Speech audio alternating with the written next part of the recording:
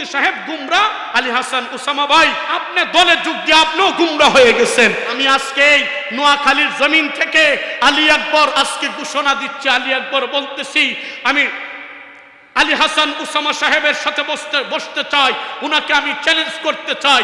মওদুদী সাহেবের আকীদা নিয়ে আপনি বসেন, জামাতের ভাইদের সাথে আমাদের কোনো মতানৈক্য নাই, উনারা আমাদের সাথে আসুক, আমাদের সাথে আইসা ও আলী হাসান উসামা ভাই আমার সাথে বসুক। যদি আমি প্রমাণ না করতে পারি যে মওদুদী সাহেব ইসলামের নামে যে অপব্যাখ্যা করছে, নবী এবং সাহাবায়ে কেরামের বিদ্বেষপূর্ণ বিদ্বেষ রাখে, এটা যদি প্রমাণ না করতে পারি, আল্লাহর জাতের কসম আমি আর কোনোদিন আপনাদের সামনে বয়ানের মজমায় দাঁড়াবো না। ঠিক কিনা জোরে বলেন? আমি ইনশাআল্লাহ দাঁড়াবো না। এই জন্য আমি বলবো, আলী হাসান উসামা ভাই আপনি মওদুদী সাহেব গুমরা, আপনি দলে যোগ দিয়ে আপনিও গুমরা হয়ে গেছেন। আমি আপনাকে করজোড়ে আপনাকে অনুরোধ করব, আসলে আপনি যেই কাজে গেছেন, যেইটা করছেন, আমাদেরকে প্রশ্নবিদ্ধ করছেন। রক্তক্ষরণ হয়, সোশ্যাল মিডিয়ার যুগের মানুষ, আপনারা জানেন গেছে কালকে রাতে আমাদের কওমি গণনার 2 জন সূর্য সন্তান, শীর্ষ আলেমে দ্বীন, আমরা যাদেরকে গনিমত মনে করি, এই শীর্ষ আলেমদের মধ্যে একজন হইলেন আলী হাসান উসামা, আরেকজন হইলেন রেজওয়ান রফিক সাহেব। ওনারা 2 জনের মধ্যে ডেবিট হইছে। ডেবিটটা কি হইল?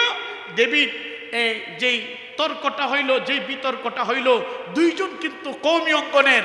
তর্কটা কি হইছে? ওনা আলী হাসান উসামা সাহেব উনি মওদুদী বাদে জামাতে উনি যোগ দিয়েছেন।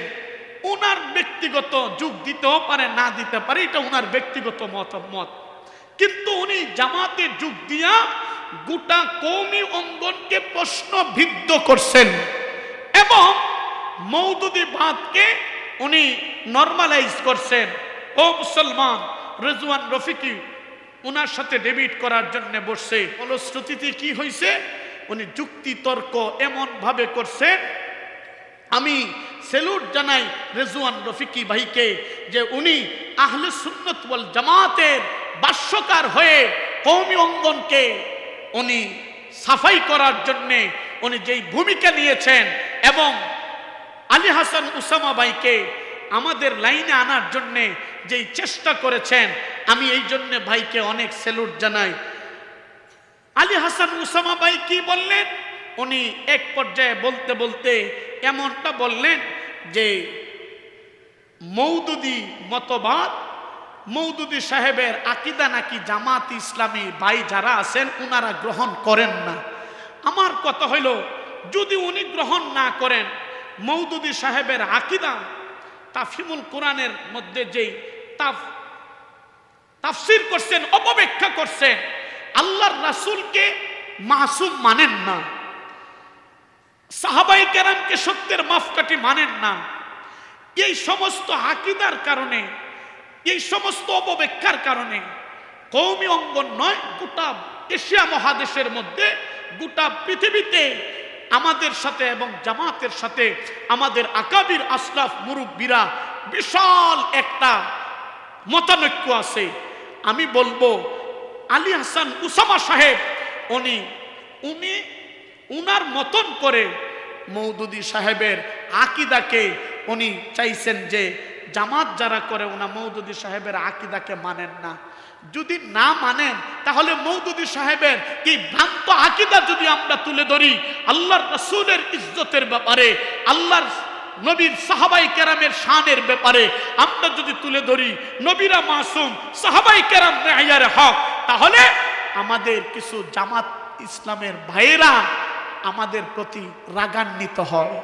আমি বলবো মওদুদী সাহেবকে বললে আপনারা রাগান্বিত হন, আবার আপনারা বলেন উনাদের আকীদা আপনি মানেন না। এই জন্য বলবো ভাই, আমি বলবো শুনেন, আলী হাসান উসামা ভাইকে বলবো, উসামা ভাই বলছেন যে উনাকে নাকি বলছেন ডক্টর শফিক সাহেব মওদুদী সাহেবের আকীদা মানেন না।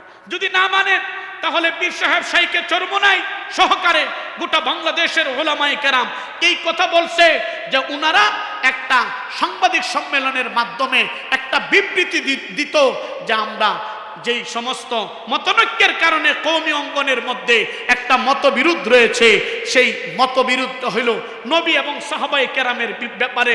উনারা শুধু এই কথা বলতো যে আমরা নবী মওদুদী সাহেব যেই কথাগুলা বলছে এই কথার সাথে আমরা একমত না। ডক্টর শফিক সাহেব আমিরে জামাত উনি যদি এটা বলে তাহলেই কিন্তু আমাদের সাথে আর কোনো মত পার্থক্য থাকে না। উনাদেরও চেষ্টা হলো এই দেশে খেলাফত প্রতিষ্ঠিত হোক, আমরাও চাই এই দেশে খেলাফত প্রতিষ্ঠিত হোক, কিন্তু এই অপব্যাখ্যা তাফসিরের নামে অপব্যাখ্যা করছে মওদুদী সাহেব। এগুলা বললে আমাদের উপর চটে, আমাদেরকে হুমকি দেয়, আমাদেরকে ধুমকি দেয়, আমাদেরকে প্রাণনাশের আশঙ্কা দেখায়। আর ইতিমধ্যেই গেছে কালকে থেকে আমাকে বিভিন্নভাবে ফোনের মাধ্যমে মেসেজের মাধ্যমে আমাকে ভয় দেখাইতেছে। আমি আজকে নোয়াখালীর জমিন থেকে আলী আকবর আজকে ঘোষণা দিচ্ছে, আলী আকবর বলতেছি আমি আলী হাসান উসামা সাহেবের সাথে বসতে চাই, উনাকে আমি চ্যালেঞ্জ করতে চাই।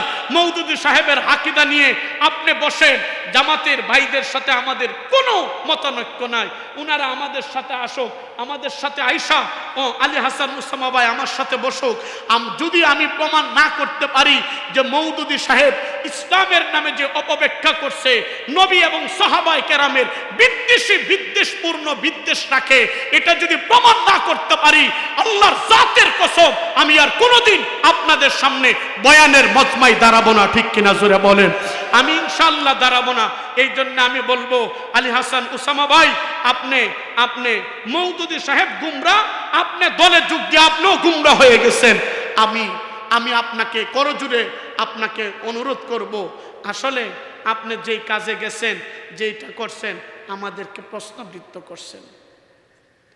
রক্তক্ষরণ হয়, আর আমাদের কিছু দুর্বলতা আছে, আমাদের দুর্বলতা আমাদের বড় রাজারা আছে, উনাদের কাছে বলি আমরা আমাদের কারণে আজকে কওমি অঙ্গনের এত বিশাল জ্ঞান ভান্ডারের অধিকারী আলী হাসান উসামা ভাইকে আমরা হারাইছি, আমরা ধরে রাখতে পারিনি, এটা আমাদের দুর্বলতা। এই জন্যে আল্লাহ পাক যেন আমাদেরকে দিন বুঝার এবং মানার, হকের উপরে থাকার তৌফিক দান করেন, বলেন আমিন।